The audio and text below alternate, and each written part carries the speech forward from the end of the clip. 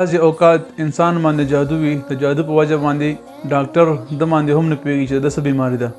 یو پیره لاړ شي، یو بیماري ورته معلومه کړي، بل پیره لاړ شي بله بیماري ورته وښیي، بله پیره لاړ شي بله بیماري ورته وښیي. لکه مطلب مثلا یو زنانه د هغې ماشومان نه کېږي او هغې باندې د بندش مسله وي، جادو پې شوي. یو پیره ډاکټر ته لاړه شي، کله ورته د غوښې رسولی ده، بیا دوباره لاړه شي ستا ټوب بند دی، بیا چې لاړه شي ستا د اوبو رسولی ده، کله لاړه شي ستا کمزوري ده، بچدانه دی کمزوري ده.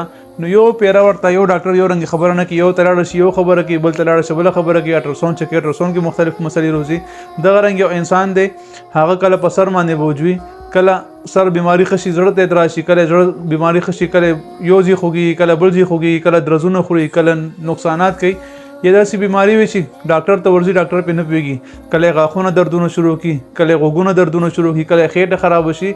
نو په بیمارۍ باندې انسان په خپله هم نه پوهېږي چې ما څه دا څه چل شروع دی او څه کېږي او څه نه کېږي.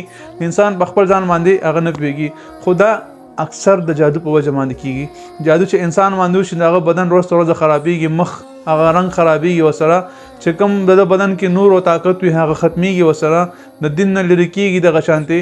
نو کوم کس ته دغسې جادو مسله وي، په جادو کې ګیر شوي وي، دا آیات مبارک شروع کړي، دا آیات مبارک شروع کړي، دومره وایي چې تاسو بدن بالکل به صفا شي. دې سره هغه آیات دا د قرآن مجید آیات دی، فدعا ربه انی مغلوب فانتصر، فدعا ربه انی مغلوب فانتصر.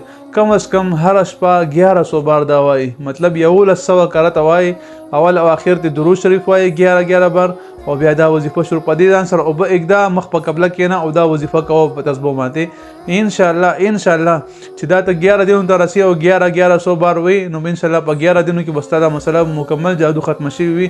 بیا که ډاکټر ته هم ځي، ډاکټر د وی بد باندې اثر کې دینه مخکې به اثر نه کولم خو فل فایده به نه کېده، دینه پچ ځینو اثر به هم کې چې کوم ستا بدن کې بیماری ده، بیماری به هم راغونډ شي او زی ته براشي، بیماری به هم خشي. یا که بیماری هم وستا روحاني بیماری وي، اکثر جادو په وجه باندې هغه جسمانی بیماری هم جوړیږي. که بیماری ده هم وي، بیماری به هم معلومه شي او ډاکټر به د هغې علاج هم وکړي، انشاءالله فایده به کېږي. الله جل شانه موږ تاسو نه دا نمبر یوټیوب چینل کې شته، مفتی فیصل 034، تاسو هغې نمبر اخیستی شئ. د یو کار خیر کو دا کم ویډیوګانې شیر کوم، په رب یقین که داسې یو عمل هم نه شیر کوي او خلک کتابونه ګوري، کتابونه وظیفې شیر کوي. الحمدلله موږ خپله تجربې وظیفې دي، موږ په خپله مریضانو ته کو، خپل مریضان بېدمو. الله تعالی ښه کوي، موږ تاسو ته هغه څیزونه ښایو چې کوم څیز موږ ښایو تاسو په نټ باندې سرچ کړئ، داسې یو څیز یو عمل هم داسې څیزونه تاسو ته ونه ښایي. الحمدلله موږ صرف د الله رضا لپاره کوو چې الله را نازل شي او یو انسان ته پیدا ورسي، دا غټه خبره ده. چې کومې دعاګانې خلک کوي هغه موږ ته په وایسونو کې رالېږي وټساپ باندې، هغه زموږ دپاره پیسې هم دي، زموږ دپاره هر څه دی. هغه الحمدلله موږ په هغې باندې ډېر خوشحال یو الله نه. السلام علیکم ورحمة الله وبرکاتو.